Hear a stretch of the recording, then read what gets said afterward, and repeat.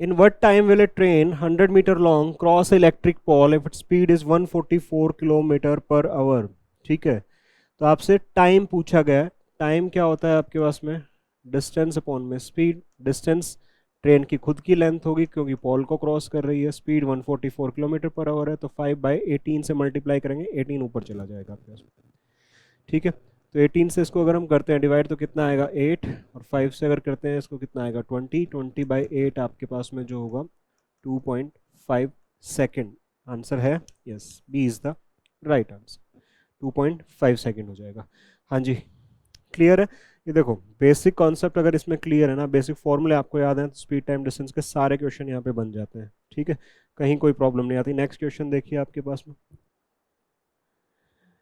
Time and work का एक question है। P takes 10 days, okay, Q takes 24 days to complete the work। अब इसके बाद कह रहा है with the help of are they all work together and finish in 6 days. कि अगर ये तीन काम कर रहे हो P Q एंड R तो ये काम 6 दिन में ही खत्म हो जाता है।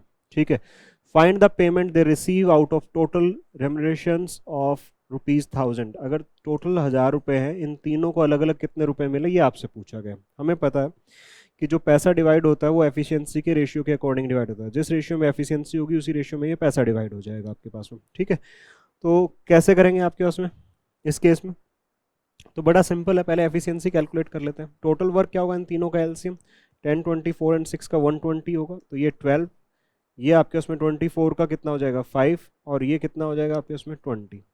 बट हमें तो आर की एफिशिएंसी चाहिए, पी और क्यू की ऑलरेडी हमारे पास में है, तो 17 यहाँ पुट करेंगे plus R is equals to 20, तो आर की वैल्यू कितनी आ जाएगी यहाँ पे 3 आ जाएगी। आर की वैल्यू कितनी आ जाएगी आपके पास में 3 हो जाएगी। तो मेरे पास में आर की एफिशिएंसी भी आ गई है, कितनी है अब 3।